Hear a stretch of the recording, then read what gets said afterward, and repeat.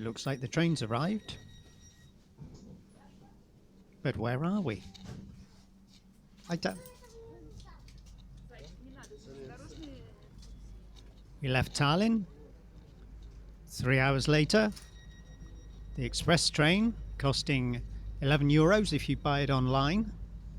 A little bit more if you care to buy it on the train itself or at the train station in Tallinn. It's brought us to the border with Russia. That's right, Narnia. Okay, not Narnia. It's Narva, but close. I guess if you flew here from, say, Italy to Tallinn on a train immediately in the night, came to Narva, wake up in the morning with all the snow on the ground, which would be guaranteed in the winter, and you'd feel like maybe you were in Narnia. Oh dear, Jack the Russell's having a hard time of it. Oh, he's okay now. It was just, he was all muzzled out.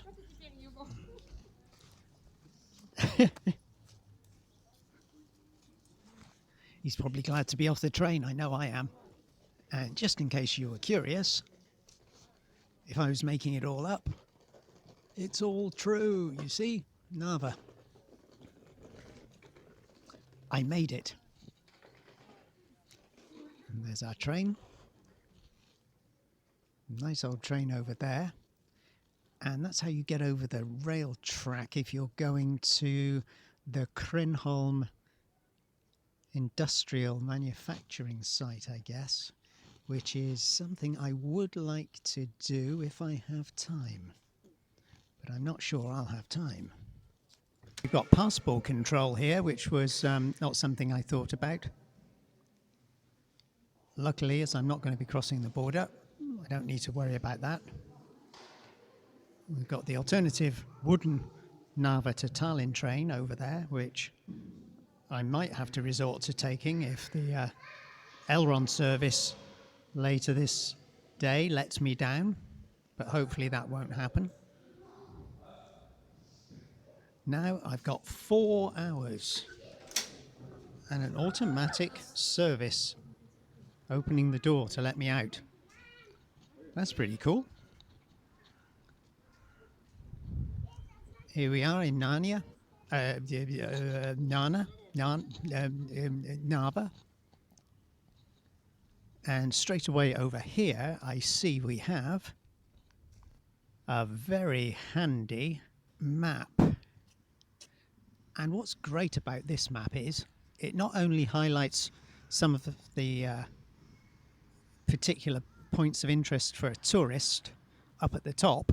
Dang, dang, dang. You'll see it gives an indication in time of how long it would take you to walk from here to the various points. 7 minutes to the Swedish Lion Monument, for example. But that would be 2 minutes on a bicycle, and the distance is 600 meters. And for people who understand these things, all this information at the bottom, you can use with your smartphone. So the Krenholm manufacturing site is in the opposite direction. I mentioned it just now. But pretty much everything else is on this side of the tracks. I'll have to risk missing out on seeing the old industrial site. It may not be a highlight for most people, to be honest with you. But if you like large old red brick manufacturing sites from the 19th century, think maybe Łódź in Poland, or Lodz, as English people call it, I think, the first time they arrive in Poland. Yeah, the red brick, large industrial manufacturing buildings. Weaving, for example, was a big industry. Cotton mills. It would be interesting to go and have a little look but it's not going to be top priority. Top priority for me will be something entirely different. It will be seeing all the other things here in Narva. Interesting to see here that there's also the bus station right next to the train station, in case you'd chosen to visit Narva by bus. While that may well have been a very comfortable option, for me the train was an hour quicker, so 3 hours rather than 4 on the bus, and it was a few euros cheaper. It was a no-brainer. Plus, I prefer trains because I can get up and move around and stretch. And for me, although you're not guaranteed a seat, I had no problems getting a seat. But there's no allocation when you buy the ticket to guarantee a seat for you on the train, like you do with a bus. If you're stuck with a bad seat, either because the back of the seat is broken, as I experienced on a trip not so long ago, most unlike Lux Express, basically the back of it wouldn't stand upright properly. I was constantly being forced into a reclining position I didn't want. There was also somebody on another bus recently who was sat on the other side of the bus, directly next to me basically, coughing violently, open-mouthed, no attempt to cover their mouth, and whether you're worried about COVID coming back or not, it's just impolite to do that and to inflict that on other people, isn't it? Isn't it just good manners to cover your mouth? But this person had a very bad cough, and I'm sorry they were ill, but I'm even more sorry that they decided to keep coughing open-mouthed in my direction. I was fortunate, I was able to shift places on the bus, but you're not always that fortunate. For me, the train with an unallocated seat wins hands down if there's a service going to the destination in mind. I'm going up here looking for a church. We passed the church on the train coming into Narva. I'm not sure it actually ties up with the map that I thought I had in my head. It kind of does, but the church looked a lot closer to the rail track than I thought it was. I'm walking up the street, which logically I think takes me to that church, but I'm not seeing it. And I think the church was a little bit further over to the left, a little more to the west of the scene we're looking at now. And ideally, in a perfect world, of course, there would be the church. No, it's not. Okay. So that's not the church, but it's somewhere around here. Very, very close. Perhaps just another 200. And as if by magic, at the very next corner, there we are. The church I was looking for. Handsome looking thing, isn't it?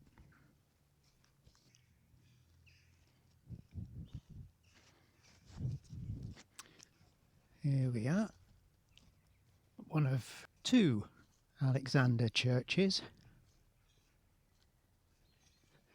This one built in that impossible to miss Byzantine style. Stands out like a sore thumb when a lot of other churches perhaps can look quite samey. And it's, yeah, closed. I kind of expected it would be. This is one I fancied going into because when I've been into this style of church in the past, there have been some very attractive interiors. And I thought, even with my limited capacity for filming interiors and any dark spaces really, with this camera, perhaps, just perhaps, I'd be able to either use this one or my other camera to film some interesting interior decor within the church, iconography, and who knows what else besides. But unfortunately, that's not going to prove possible today. Looks like the church was began 1890. Perhaps it was actually finished in 1896, I'm not too sure. My Russian isn't what it used to be.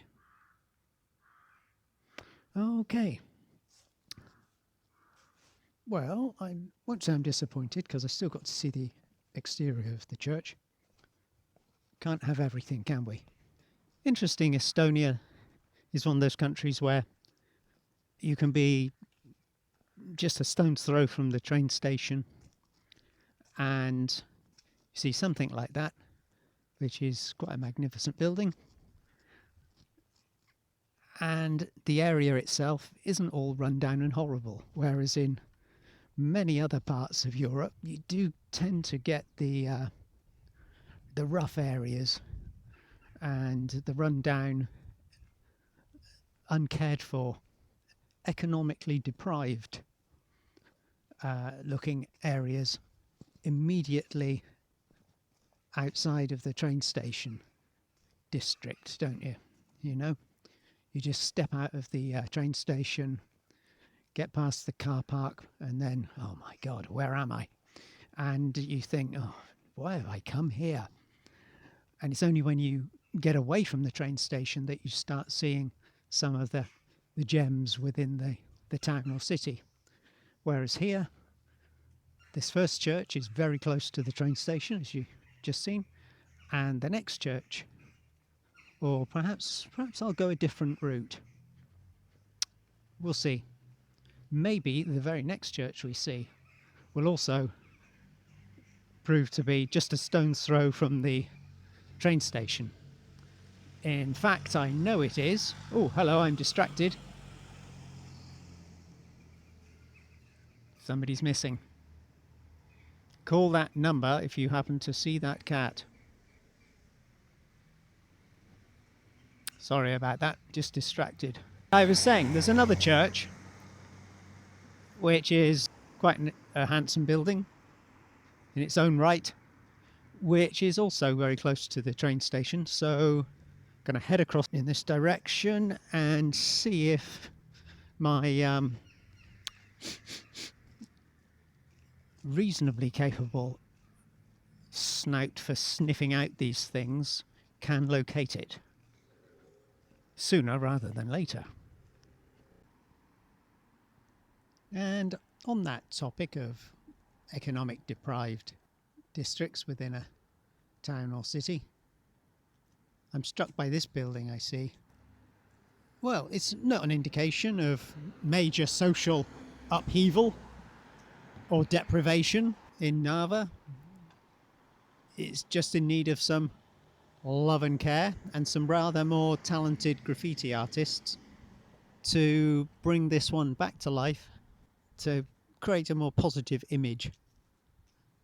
But I'm not feeling threatened in this area. I'm not feeling it would be scary at all, even at night time. Whereas there are some places where, yes, I won't mention any names, but yeah, here in Narva itself, it's got a reputation, I guess, because it's by the border, close to Russia. It's in the east.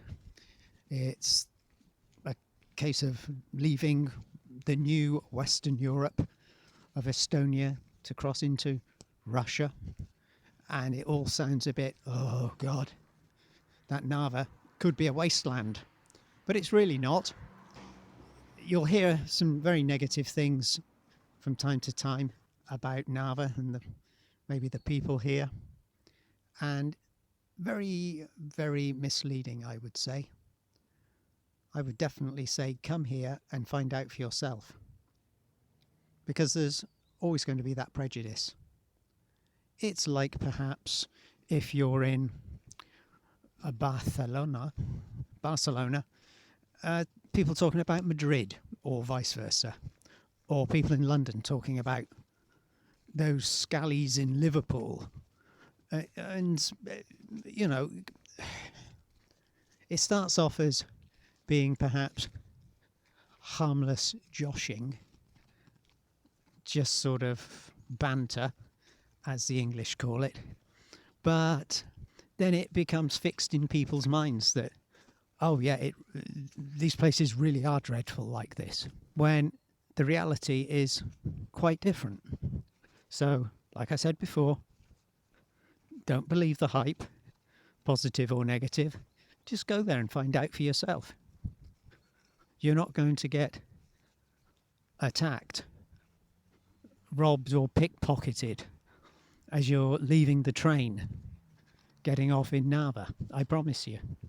Now, I'm going a little roundabout way because it looks as though there's some roadworks blocking my path, which I thought I would take, because then we could have taken in a little scenic view and looked across at Russia, but we'll have to wait a little bit longer to look across at Russia. Again, the sun's moved into a difficult position, but maybe not the worst position it could be in. We always think the sun's against us and it's deliberately moving across the sky just to position itself to make our lives awkward for the photographs we're taking at various times of the morning or the afternoon, or even at sunset.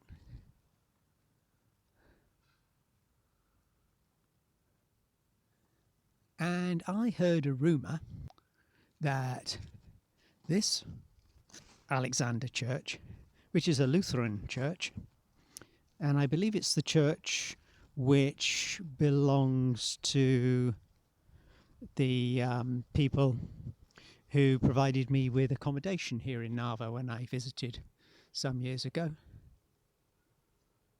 Cheap private room, I've mentioned in my Estonian tips video, which was emphasising the benefits of wayfarers' churches in Estonia. If you feel like spending only about 10, maybe 12 euros, maybe less on a private room, very simple private room. But if that suits your budget, no frills accommodation, nothing fancy at all, but it's got all the basics you need, then yeah, I'd have a look at that video if I were you. I might put a link down below if I'm capable of doing that. In other words, if I remember to. As you can see, it's much repaired, and you probably don't need me to say that, because you can see the difference in the colour of bricks for one thing. But yeah, this one was badly damaged in the Second World War. Got put back together again. Particularly the front of this church got put back together. As you can see, that's got the newest, shiniest bricks, and quite clear that's younger than the original bricks over there. And it's apparently, I read, I can't swear to it, but it's apparently the largest church building in Estonia. I'm not going to argue. I can't argue with it. But I'm a bit surprised, because, you know, I've seen some big churches in Estonia, but this one apparently is the biggest. I have been inside for a music recital, which was €5, I think, for the little concert one afternoon, early evening. Little classical recital few instruments and a few singers. Nothing exceptional, nothing staggering, if it tickles your fancy. And certainly if you stay there, you'll be given an invitation to any of the events that are going on in the church. Where the little house was, well, the big house, to be honest, big church, and there was a big house, but I can't remember exactly where it was. Have to check in that book of Wayfarers' churches to pinpoint where the accommodation is, or find out if you phone them up and give them a ring to inquire about the possibility of renting a room for a few days if you're heading this way.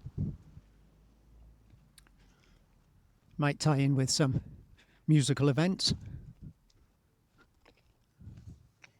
And now, where to go next? Spoilt for choice. And time just seems to run much faster when you've allocated yourself so many hours for a day trip. And you're sure, oh yes, 4 hours. Like we have 4 hours in Narva today, and they're going to go much faster than the 4 hours you spend catching up with things you have to do online back in the hostel, for example, which is frustrating. But I don't want to be racing back to jump on the last train to Tallinn tonight. So I will try and keep up a reasonable pace, and then, fingers crossed, I might even be able to fit in that trip across the tracks to the Krenholm or Kreenholm, depending on how you want to pronounce it. 19th century manufacturing site. Do I want to go down there? You know, I do want to go down there. I am curious. I stopped myself going down here just now because I could see there was some works going on which appear to be blocking the way. But now my nosiness just generally has got the better of me, and I want to have a little snoop. Plus I can see some vehicles travelling and some people on foot walking about down here, so it's not entirely possible to get somewhere. But ideally we want to get to the river, follow it round a little bit if that's possible, maybe get a nice peek at the riverside and what's across the river. Oh, well, I'm following a lady. Not for the first time, I hear you say. And if the lady... Whoops! Nearly falls over. That's what happens if you follow a lady. Get distracted. But if the lady's walking here, then I will as well. And it must be okay. We can still come here despite the works going on and take in the view. And what a view it is.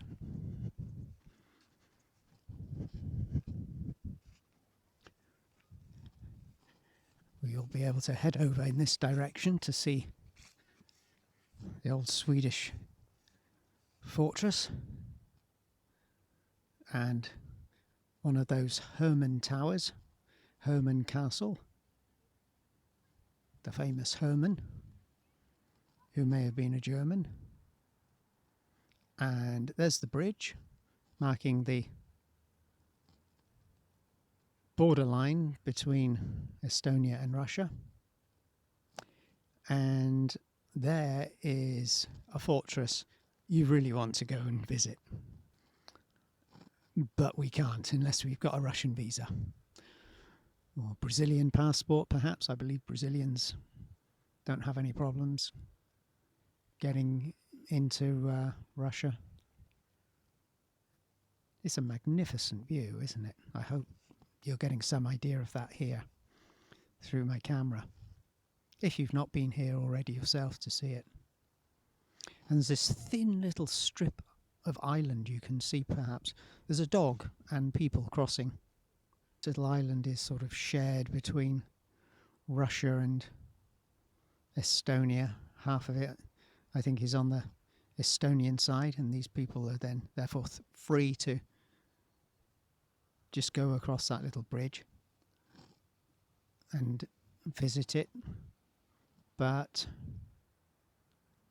the big bridge behind, linking the two fortresses, it seems from this angle, that one is definitely not free to cross unless you want to get into trouble. You do have to have the right paperwork in order. And I believe many people from Narva in the past have crossed over into Russia and had something like a special permit. Of course, most of the people living here in Narva are Russian stock. They'll be carrying on trade of one form or another, business of varying types, no doubt, and yeah, their daily routine may well have been in the past crossing the border and back again. To what extent they're free to do that these days, as politically things have got more difficult, I do not know. The border's not looking busy at the moment, but then this is a Saturday. But also it could be that those traders do their business first thing in the morning and then come back, cross back again last thing at night or when the afternoon has ended. Don't know. Won't be hanging around to witness that. And I don't want to say I wish I could cut these trees down, because no, I never want to cut trees down really, but just from a selfish point of view, of course, if I had a drone, like normal people who take videos, if I had a drone, I could go up in the air and get a magnificent picture, and then suddenly either the Estonian or the Russian border guards would probably shoot the drone down. Yes, so just as well I don't have a drone, come to think of it. Well, there's interesting. A large lorry crossing from Russia, hoping to get into Estonia. Didn't think there was much of that sort of activity going on, but there's something. Okie dokie. However much I would like to stay here for ages looking at that view, got to move on. Hats off to Narva, particularly the Tourist Information Centre, which have made available lots of touristic information for people like me roaming around. Here's another very nicely illustrated signpost pointing out everything you need to know, how close you are from the bus and train station and the Krenholm manufacturing site and the famous churches, as well as the old town here in Narva. The Dark Garden. Now, what's that? The Pimiaid in Estonian. The Dark Garden. I like the sound of that.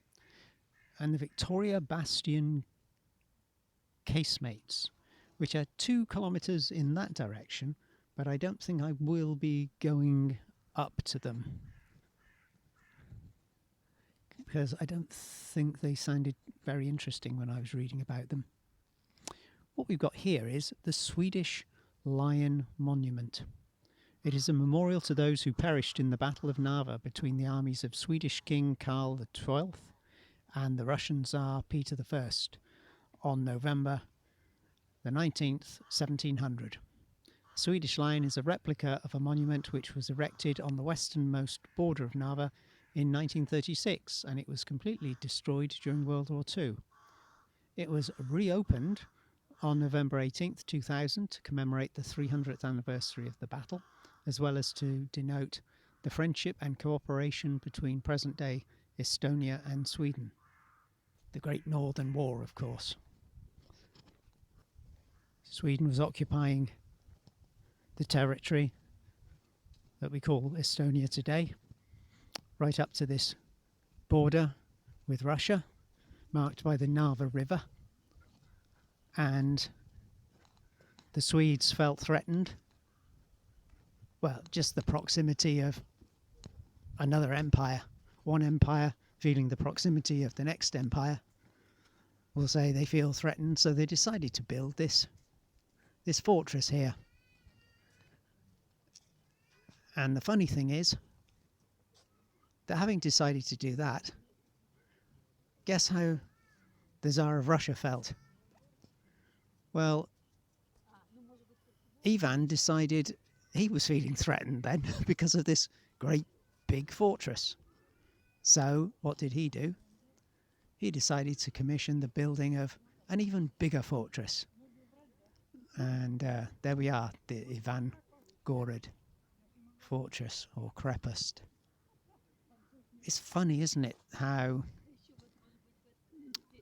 320 odd years later feels like history repeating itself. And I wonder what the Estonians were feeling when the Swedes were here and the Danes were here and the Poles were here and the Russians were here and everyone else was here, all trying to lay claim to being